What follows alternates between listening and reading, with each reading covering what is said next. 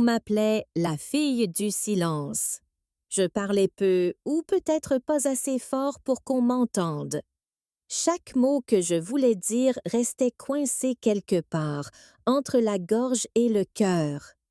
Un jour, j'ai compris que le français n'était pas une langue à apprendre, mais une voix à libérer. Pas dans la tête, mais dans le souffle. C'est là que j'ai découvert la méthode de l'écho. Écoute. J'écoute, je ressens, je répète. Répète. J'écoute, je ressens, je répète. Ici, tu n'as pas besoin d'être parfaite, juste présente. On ne va pas apprendre les règles. On va apprendre à respirer ensemble, mot après mot. Je m'appelle Emma et voici comment j'ai appris à parler, avec mon cœur. Je vivais dans une petite ville au bord de la mer, un endroit où les vagues parlaient plus que les gens.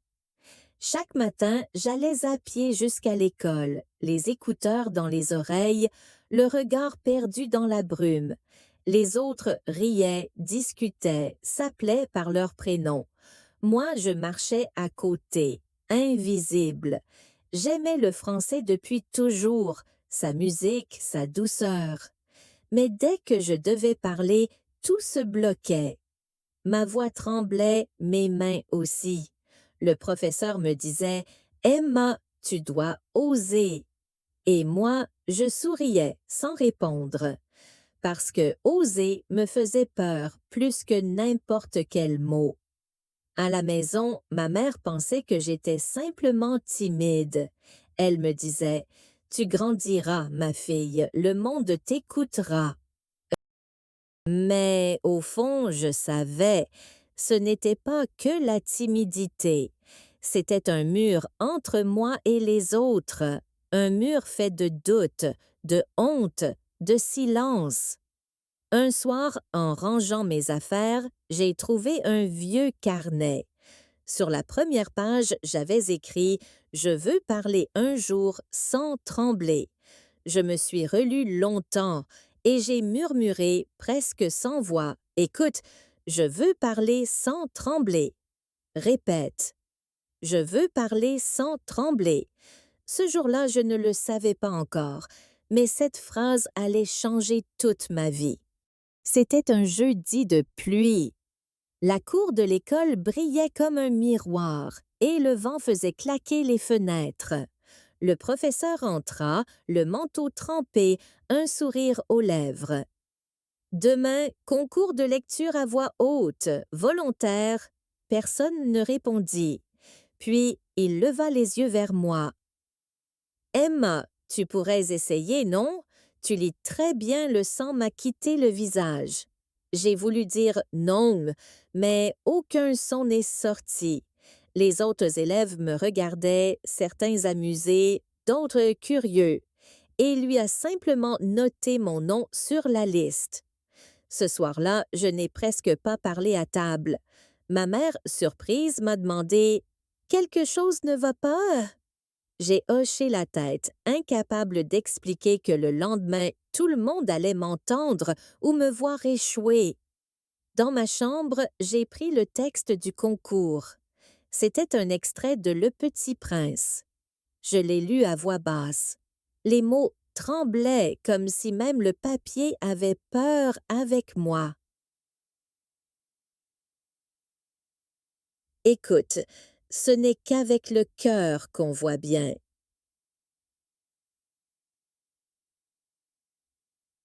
Répète, ce n'est qu'avec le cœur qu'on voit bien.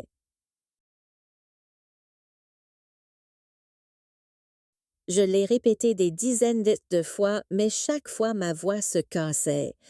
Alors j'ai posé le livre contre ma poitrine et j'ai murmuré « S'il te plaît, donne-moi une voix demain. » Le lendemain, la salle était pleine. Les chaises grinçaient, les rires bourdonnaient et je sentais mon cœur battre dans ma gorge. Quand le professeur m'a appelé, j'ai marché jusqu'à l'estrade comme dans un rêve. Je voyais les visages, flous, le papier tremblant entre mes doigts. J'ai ouvert la bouche. Rien. Pas un mot. Le silence a duré une éternité, puis un rire, un seul, au fond. Et c'est ce rire-là qui m'a brûlé la peau. Je suis sortie en courant sous la pluie. Je ne voulais plus jamais parler. Mais la pluie tombait comme des mots que je n'avais jamais su dire. Et quelque chose, en moi, s'est fissuré. Je crois que tout a vraiment commencé ce soir-là, sous la pluie. Je fuyais la honte, les regards, les rires. Je marchais sans direction, trempée, jusqu'à ce que mes pas me mènent à la vieille bibliothèque au bord du port. L'air sentait le papier humide et le sel. Je me suis assise entre deux rayons invisibles. Une voix m'a surprise.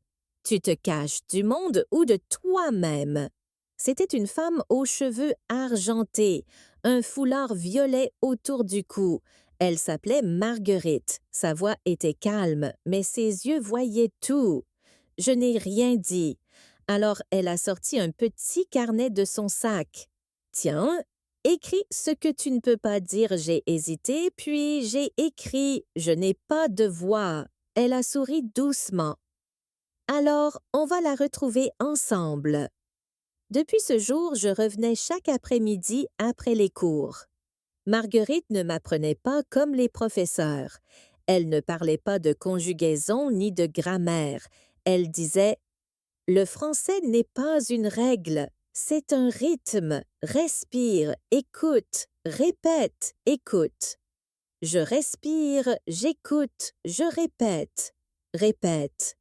Je respire, j'écoute, je répète. Elle me faisait lire des poèmes à voix haute, lentement. Au début, ma voix tremblait comme une feuille d'automne. Mais Marguerite posait sa main sur ma table et murmurait « Ce n'est pas la peur qui parle, c'est ton cœur qui s'ouvre. » Peu à peu, j'ai commencé à aimer ce moment entre nous. Parfois, elle m'apportait du thé au jasmin. Parfois, elle me faisait enregistrer ma voix. La première fois que je me suis entendue, j'ai pleuré. Je n'avais jamais su que ma voix pouvait être douce, vivante. Les semaines passèrent et mes mots devenaient plus clairs, plus vrais. Je lisais des textes sur la lumière, la mer, la solitude, et chaque phrase semblait me guérir un peu plus. Marguerite répétait souvent « Les mots ne servent pas à impressionner Emma, ils servent à respirer. Écoute, les mots servent à respirer. Répète. Les mots servent à respirer. » Un après-midi, elle m'a emmenée sur la plage. Le vent soufflait fort. Les vagues éclataient contre les rochers. Elle m'a dit « Crie ton prénom, laisse la mer te répondre. » J'ai hésité, puis j'ai inspiré profondément. Et j'ai crié « Emma !» Le vent a emporté mon cri, la mer l'a répété. C'était comme si tout l'univers me rendait ma voix. Marguerite a ri, les yeux pleins d'eau. « Tu vois? » Elle n'était jamais partie ce soir-là, je suis rentrée le cœur léger. Je me suis regardée dans le miroir et j'ai dit « Écoute, je ne veux plus me taire. » Répète « Je ne veux plus me taire. » Je ne savais pas encore ce que l'avenir me réservait. Mais pour la première fois, je me sentais vivante. Je ne voulais plus parler pour plaire. Je voulais parler pour exister. L'hiver approchait. La mer devenait grise, les jours plus courts. Un matin, en entrant dans la bibliothèque, j'ai trouvé la chaise de Marguerite vide. Sur la table, une tasse encore tiède, mais elle absente. La bibliothécaire m'a dit doucement « Elle est partie à l'hôpital hier soir, une crise au cœur. » J'ai senti le sol se dérober. Marguerite, la seule personne qui avait entendu ma voix, n'était plus là. Tout en moi s'est figé. Je suis restée des heures devant sa chaise, le carnet entre les mains. Sur la dernière page, j'ai découvert quelques mots écrits de sa main. « Continue à parler, même quand je ne t'écoute plus. » Ce soir-là, la pluie tombait comme au premier jour. Je suis rentrée chez moi, j'ai fermé la porte et j'ai éclaté en sanglots. Je voulais lui parler encore une fois, lui dire merci, lui dire que j'avais peur. Mais il ne restait que le silence, lourd, immense. Écoute, je parle même dans le silence. Répète, je parle même dans le silence. Quelques jours plus tard, la bibliothèque organisa une soirée hommage à Marguerite. La bibliothécaire m'a demandé: Emma, tu voudrais lire quelque chose pour elle? J'ai voulu refuser. Mais en repensant à sa phrase, continue à parler, j'ai compris que c'était ma promesse à tenir. Le soir venu, la salle était pleine. Des visages familiers, des murmures discrets, des bougies allumées. Sur la table, son carnet, son foulard violet. Et moi, au centre, le cœur battant à en perdre haleine. Je tenais un texte entre mes mains, un passage du Petit Prince, le même que celui du concours, celui qui m'avait fait fuir. Sauf qu'aujourd'hui, je n'étais plus la même fille. Je respirais lentement et quand la salle devint silencieuse, je parlais. On ne voit bien qu'avec le cœur, l'essentiel est invisible pour les yeux. Ma voix tremblait un peu, mais elle était là, vivante, et chaque mot semblait effleurer son souvenir. Écoute, l'essentiel est invisible pour les yeux. Répète, l'essentiel est invisible pour les yeux. Je continuais à lire doucement, comme si Marguerite m'écoutait depuis quelque part derrière la pluie. Plus je lisais, plus ma peur fondait, remplacée par une étrange chaleur, celle de la gratitude. Quand j'ai terminé, un silence s'est installé. Pas un silence vide, un silence plein d'âme, d'amour, de présence. Puis quelqu'un a applaudi et d'autres ont suivi. Les larmes me sont montées aux yeux. J'ai regardé le ciel par la fenêtre et j'ai murmuré: Tu vois, Marguerite, je parle et cette fois je n'ai pas peur. Le vent souffla légèrement, faisant danser les bougies. Je crus entendre sa voix. Ta voix t'appartient, ne la perds plus. Je suis sortie dans la nuit. L'air était froid, mais mon cœur brûlait. Chaque pas résonnait comme une promesse. Je savais désormais, ma voix n'était pas faite pour plaire. Elle était faite pour aimer, pour vivre, pour guérir. Écoute, ma voix guérit le silence. Répète, ma voix guérit le silence. Et dans ce moment suspendu, j'ai enfin compris. Parler avec le cœur, c'est apprendre à ne plus avoir peur d'exister. Le printemps est revenu lentement, comme un souffle doux sur la mer. La bibliothèque avait rouvert ses fenêtres et l'air sentait à nouveau le papier chaud et la poussière de soleil. Je venais souvent m'y asseoir à la même place que Marguerite. Sa chaise grinçait encore, comme si elle voulait me saluer. Je continuais à lire à voix haute, même seule. Mais ce n'était plus un exercice, c'était une prière. Chaque mot que je disais semblait porter un morceau de ma peur, et chaque phrase l'emportait un peu plus loin. Un jour, la bibliothécaire s'est approchée de moi avec un sourire. Tu sais, on cherche quelqu'un pour animer un petit atelier de lecture pour les enfants.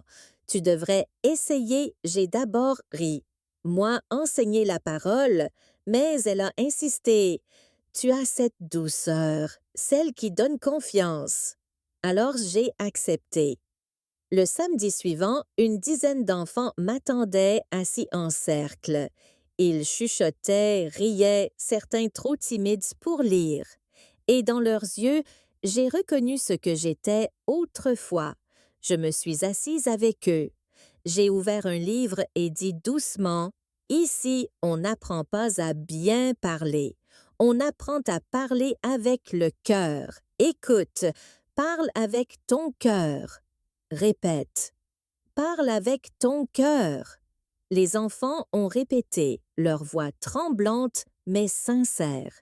Et à ce moment-là, j'ai compris, le cercle s'était refermé.